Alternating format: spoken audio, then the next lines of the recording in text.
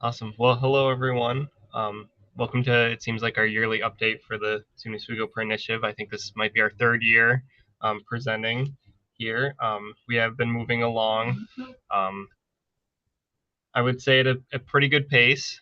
We are now hitting some more buildings. Right now we're working on Culkin, getting that set up and running for the print initiative. I'm Stephen Denbleyker. I work in the purchasing office. I'll let Karen and Nicole introduce themselves before we get going as well. I'm Karen Hurd. I'm the Director of Purchasing. And I'm Nicole Decker, Associate Director in Campus Technology Services. Awesome. So I'm sure a lot of you are aware about the Print Initiative, or at least heard rumblings of it. Just to give a basic point for the agenda for this presentation quick today, before we get into the description, we're going to be going over the project description of kind of what the Print Initiative is, the key aspects of what is involved in the policy, what SUNY sees as the goals in progress, and then what we as a campus at SUNY Oswego expect those goals in progress to be.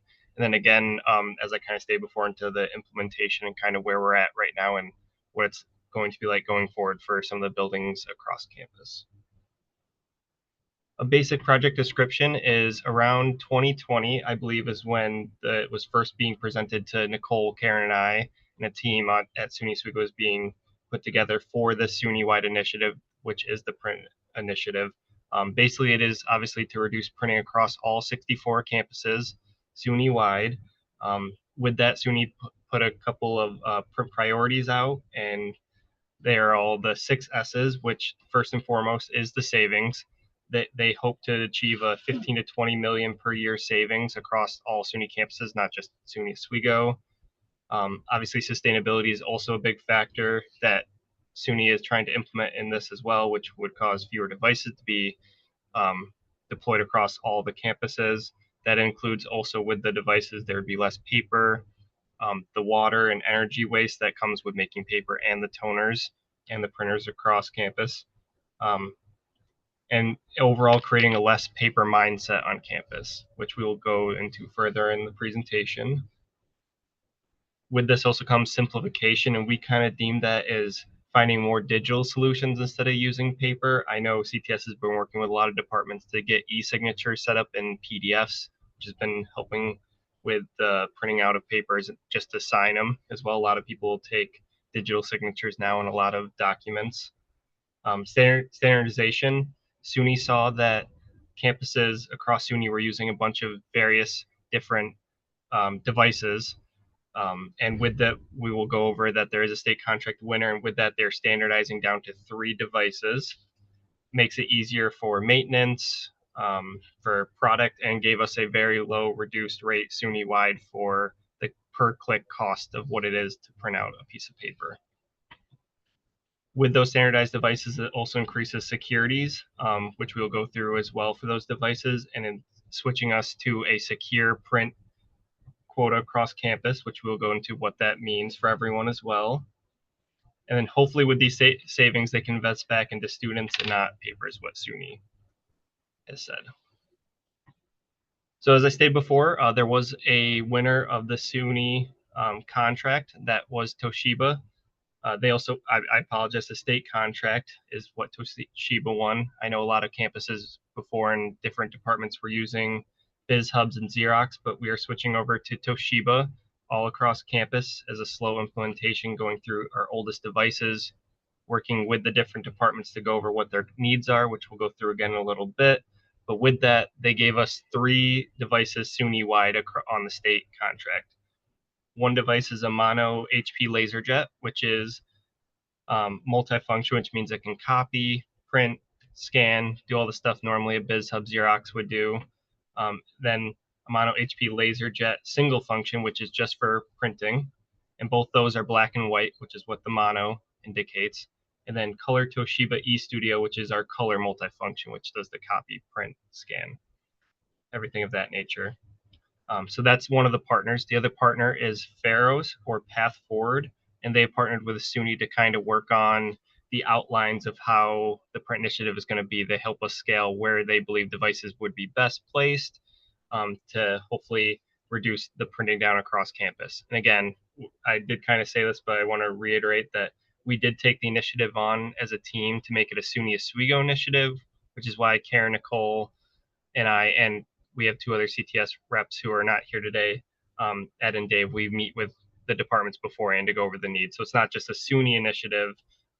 Even though Ferris and Path Forward can let us know what they believe is best, we can also meet with departments before as well too. Some key aspects of the policy: USB printers are prohibited. They are not allowed on campus according to the SUNY Print Initiative. We'll go over some of the needs of why they were needed before and why they are prohibited now, USB printers. With that comes along any personal printers are also prohibited. Campus representatives are not allowed to bring in their own personal printers. We have had a few people ask, and that is a no on the print initiative. Printers will be deployed with the following default configuration. This kind of goes along with the standardization, but with that, every print job will be first established as double-sided, printing on both sides, black and white for mono, and done through secure release, which goes into our security function we were talking about before. That entails sending your print to the cloud, in which the printer would be hooked up, whether it's the Toshiba or HP you have when your department, when it's fully implemented, going to a little panel which you have a code. Some people have secure release right now, not on the print initiative, and then punching in a password. It will then take the print from the cloud and then be able to print it out. This goes along with our USB printers and why they are not allowed. It makes them secure print, so there is no automatic printing. If you were to send, say, a secure document to a printer now that didn't have secure release, the print job would automatically come out. And with secure release now, it waits in that cloud until the person is at the actual device and puts in the password. Again, these jobs can be changed, but this is the default setting for cost savings across campus. With this, SUNY Oswego was very high when it came to color printing after they reviewed our numbers during COVID, or before COVID, I apologize. And with that, and continually now, our color printing has been extremely high compared to a lot of SUNY campuses. So we're really stressing with departments that to make sure that if you need a color print, that is completely fine, but make sure that we're not just keeping the setting on color printing, which now with the secure release, it is set to mono, black and white. But the devices we don't get to, we are asking that department still make sure they double check to make sure that they need color while printing it. With this, also any future grant proposals shall not include any printers or print supplies. That is also in the print initiative. We're trying to spread the word on that as well. Due to the secure release feature, confidentiality and convenience are not valid reasons for any local USB printers. I kind of touched upon that with the secure release. And generally, this was outlined in the SUNY Print Initiative. The devices should be placed no closer than 275 feet from each other for black and white, 900 feet from each other for color devices. The multifunction should utilize 4,000 sheets per month for the mono, and then the color should utilize 20,000 sheets. Again, as I've stated, I'm sure Nicole and Karen will touch upon, that was what they outlined in the SUNY Print Initiative. We are not sticking with 100% taking a tape measure to make sure they're 275 feet apart, but that is in the initiative and what we kind of have to go upon. We have kind of taken into a floor level basis and obviously worked with departments to create somewhat of a sharing model for a lot of different departments across campus. Next, Karen will touch upon the goals. Yeah, there are some specific goals that were set up as part of the print initiative. And Steve, I think you saw, thanks. The main thing we're trying to do is an educational part of what we're doing today is to change the campus culture, to view printers as a tool, to think about it. It has an expense when we use it. We need to keep that in mind.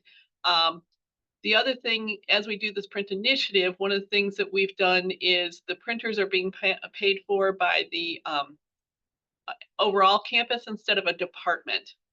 So one, that frees up a little bit of the departmental funds as things get tighter, and two, it gets into a more sharing. It's not my printer here in purchasing, and you know, someone else, student accounts has their own printer. We have one for the floor. We share that, and we share the any use of it. So trying to get that group and sharing effort involved is what we're really trying to work towards. We do want to keep the business practices running, so we're never going to get rid of all printers, but we do really need to think about, do we need to print it? If it winds up in the trash can within a day of you doing it, then probably you didn't need to print it, and you should think about other ways to do things electronically. We want to change behaviors. As Steve mentioned, more digital solutions. If you're not familiar with Adobe Acrobat, reach out to CTS. If you're doing something that you're finding you have to print, you're required to print something and just put it in a file, maybe reach out to CTS and see if there's a way that you could do this digitally. For example, one of the digital solutions that you guys should be familiar with is Jagger. Because of Jagger, we no longer have to print the purchase orders and the vouchers and the requisitions and all the quotes. So we have been able to reduce our paper significantly because of that program. So look and see if there's options available. As I mentioned, print only the pages you need. For another example, on contracts, a typical contract I see could be over 100 pages long, but there's only one signature page. So I will print the one, because New York State still requires me to do a wet signature. I will print the one signature page, sign it, scan it back in, and put it and attach it in Acrobat for that. And then I file the signature pages. So think about some creative ways that you could possibly reduce some of the printing. Printing mono as much as possible, very important. This is one of the areas that we are very weak on. We seem to like our color and print with it, and that's one of the things that SUNY is looking at when they do these. Right, Steve? So far, and our goals, we want to reduce the annual print volume. The baseline, we started at 12.7 million. Our goal is 300,000. We're currently at 400,000. We saw a significant significant drop off in printing during the pandemic. And when we came back to campus, we worked with departments and everyone has, and education to try and keep those numbers low, which we haven't been able to maintain. And with that, they kind of decreased our number for our goal because we were doing so well. So it's something we're working towards, but we're very happy with where SUNY Oswego is already. The number of devices we started, there's some discrepancy, but they say our baseline was 334.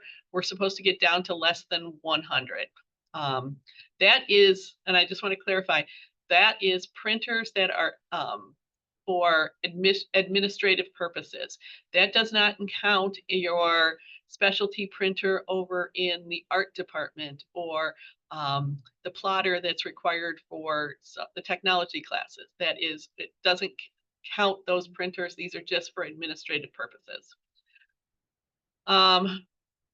Are currently at 215. We've claimed 227, and that's why I say the number fluctuates, because if you add those two together, we started off with more than they realized. Part of that is because they take a snapshot. They ping it, I guess is the best word. And if those printers weren't on or connected at the time, they would not have shown up. A lot of times when we get to departments, they're like, oh, I've got 3 printers sitting in the back room. Can you guys take those because they haven't worked in 3 years? So we're collecting all that additional material up and taking care of it and recycling all at one time. So far we've claimed 227. We're to reduce color printing, and like I said, this is an area that we still need to work on. Our baseline was 22.7%. Our goal is 17.5%, and we actually are at 30%. Part of the reason that percentage has gone up is with the lower volume of printing. If it's not even across the board, then the percentage goes up if we keep the same number of color pages. So it's something we're working on as we get more information, as far as from the devices, we'll have a better idea to look at what we can do to make our color printing less. One of the goals obviously is to achieve some kind of savings. We kind of did a back of the envelope goal of 316,000. We're currently, as of October 2024, at 27,000 because we replaced 10 devices. And if you look at this chart, it's a lot of numbers, but basically most of our current administration printers are from Eastern and carry an Eastern maintenance contract. When we purchased those back 8-10 years ago, we were paying approximately $6,000. That's without a lot of the features, $6,144 for color and $4,600 for black and white. Right now, for every page that we print in color, we pay the 6 cents and 0.8 of a cent for black and white. As we move to the Toshiba, the new color printers cost us only $5,570, which is obviously a decrease compared to the ones 7, 8 years ago. And same thing with the HPs, we're looking at $2,124. So we're saving just on the printer, the purchase of a new printer. And as most of you know, our printers are old. Our fleet is old of printers, and we need to replace them anyway. So we get that savings right off. And then the real significant savings is in the per click rate. If you take 400,000 and you figure out we're paying half the price of what we paid for Eastern, and even less than half the price for black and white, we're going to see a significant savings over time, and that's really helpful. Now, one of the things also on the shared model, and Nicole may get into this as well, paper for academic offices. The paper is purchased through the provost office. So if you need paper, you can reach out to them and they replace it. For administrative offices, you're still responsible for your own paper. So we're asking the departments, if 3 or 4 departments are sharing one printer, to kind of take turns, buy the paper or come up with some kind of simple system. We don't want to get down to the point where we're tracking everybody, how much every single person is printing and making you pay for paper.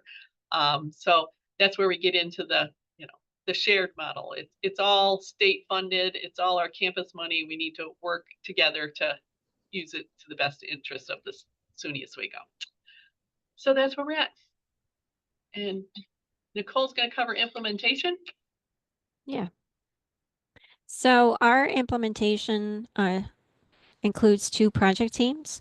One is the actual people doing a lot of the meetings and work with people, which includes Steve, Karen, and 2 staff from CTS, David Kahn and Ed Mariano, and myself. And we meet with departments to figure out, what the design says for them, how it fits into their business processes, and then we kind of come to an agreement of what needs to be done.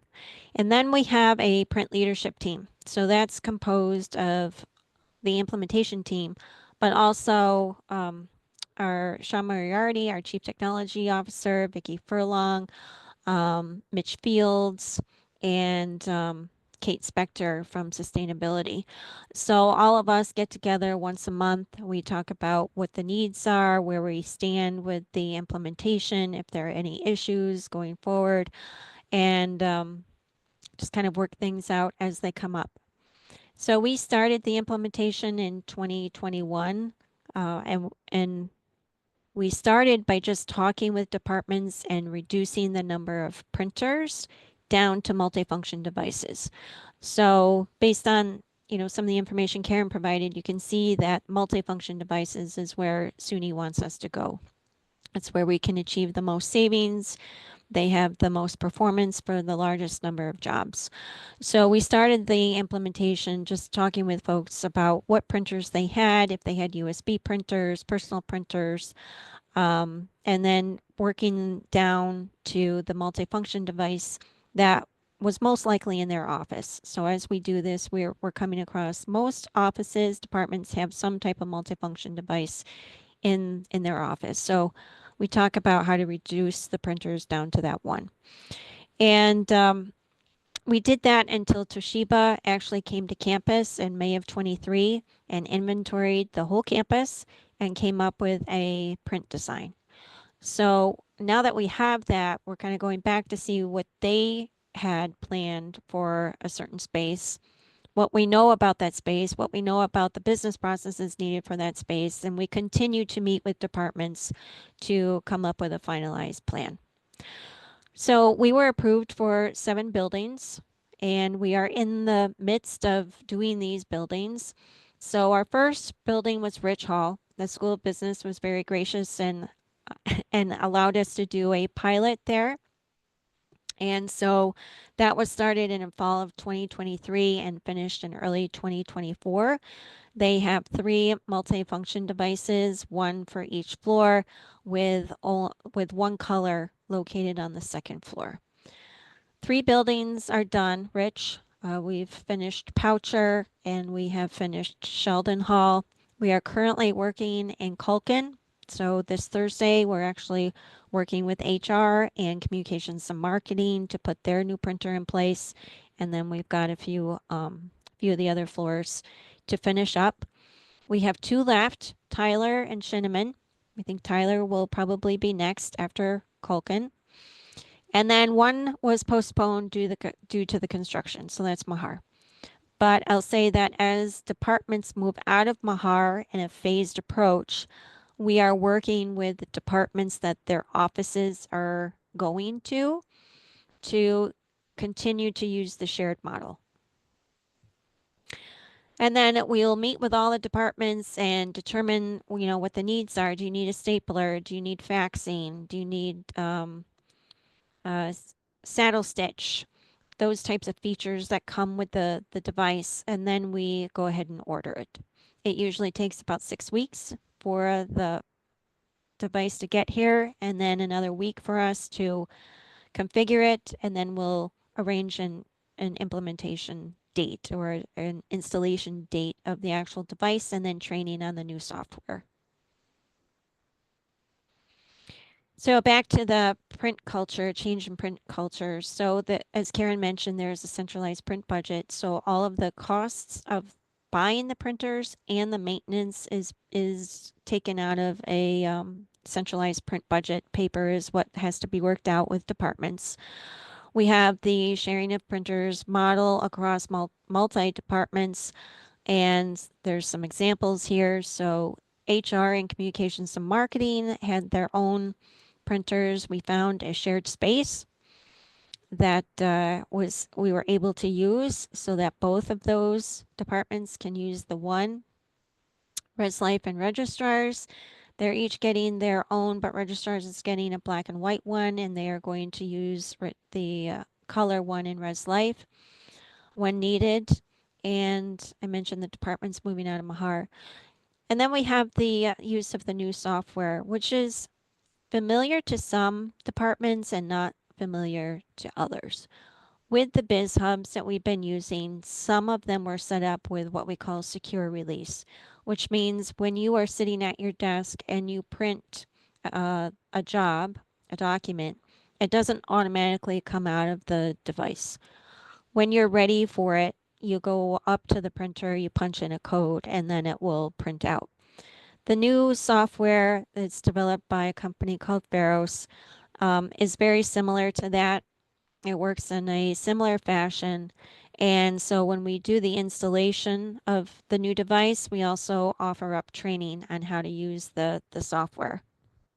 And what's nice about it is the mobility.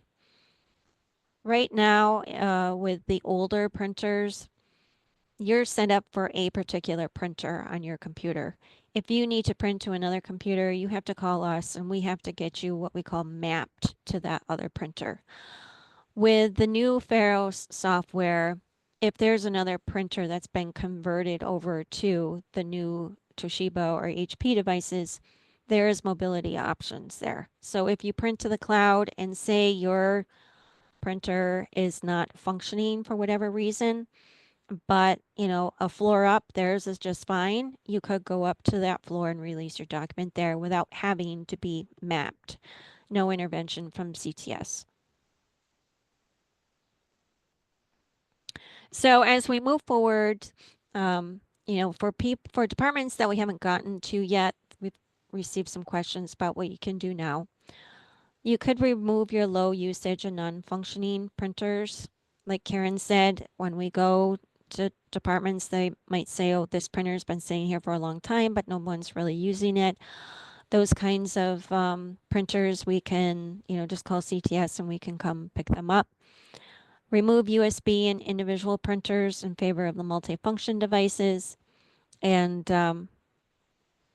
again, a call to CTS, and if it's the older printer, we'll have to get you mapped, or you probably might already be mapped to a multifunction device. But if not, we can get that set up for folks.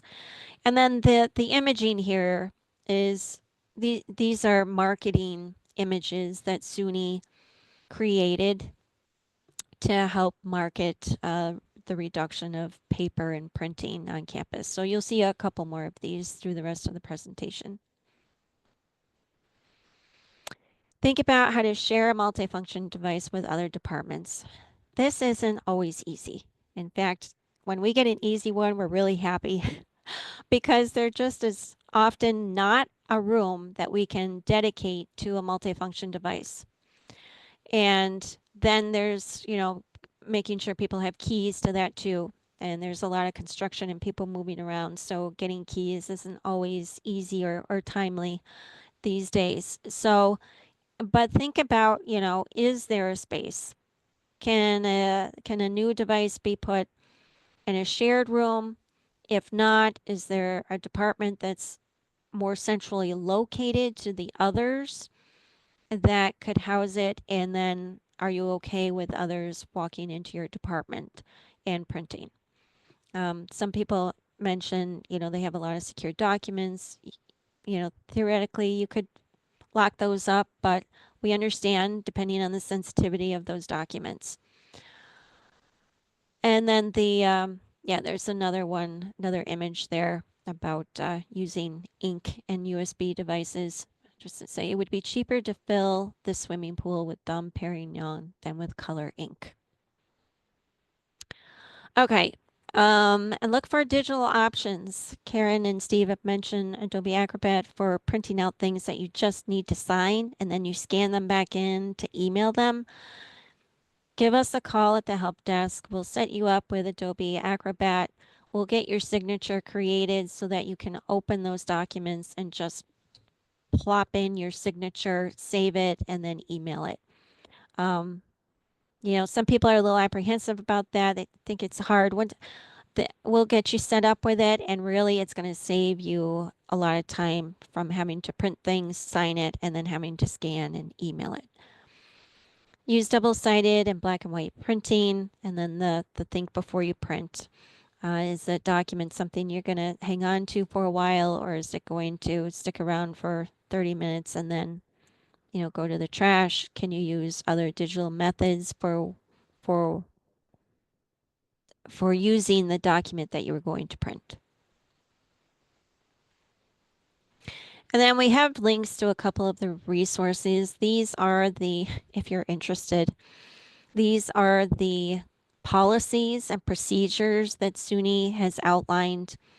It mentions a lot more than what we've mentioned here, but we grabbed some of the key highlights from them. But if you're interested in more of the details, those links are available and publicly available. And any questions? Yeah, I have a question. So I was wondering if there's anything that can be done to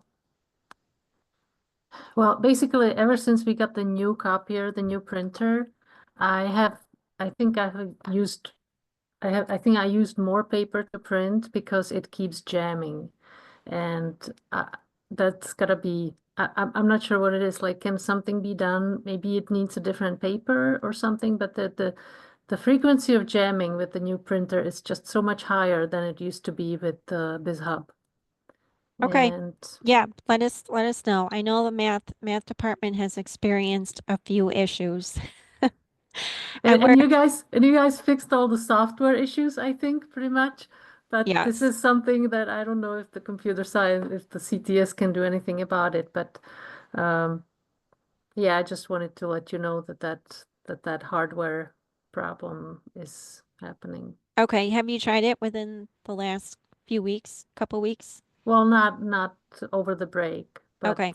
In the fall, yeah, that. All right, because we know the math department was having some performance issues where it would print for a while and then it would pause and spit like one page out like every few seconds, and then it would speed back up again. So we were able to replicate that over winter break. We were able to replicate Oh. that in front of the Toshiba technician, which was great because that doesn't always happen, and then they don't believe us.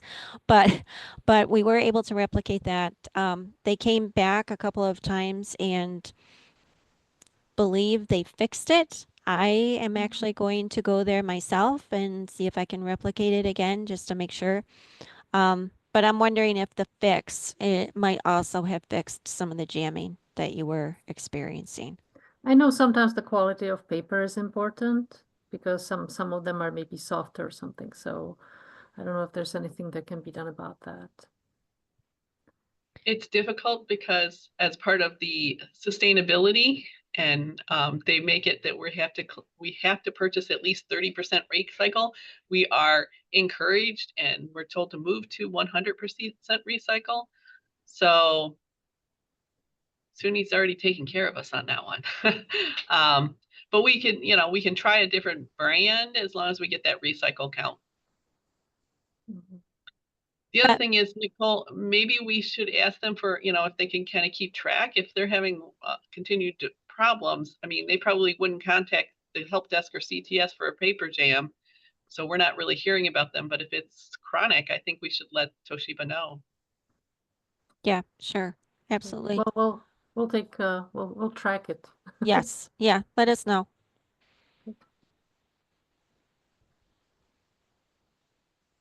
I have to say the math department's been really great. I know it's been frustrating, but we have found some hardware issues that actually affect every single piece of multifunction device, Toshiba one. And they have had to come to campus to actually go and fix every single one. So, so that was the, what was it? I think the 32 copies issue where it would just pause and stop after 32 copies. So we worked with Toshiba on that and they figured out what the issue was and then had to actually come to campus to service and change the setting. So we, It actually affects all campuses, right, Nicole? correct. Yeah. So that was great. And we wouldn't have known unless you contacted us. So that was great. Any other questions?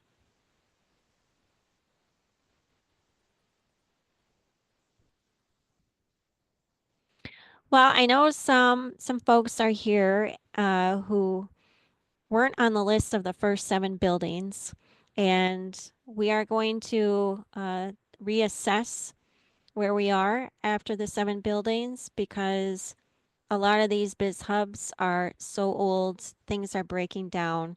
We're trying to find spares to put in place until we do get to these buildings for the print initiative. So I think we're going to take a look at where these oldest biz hubs are next and do those buildings, but more to come on that.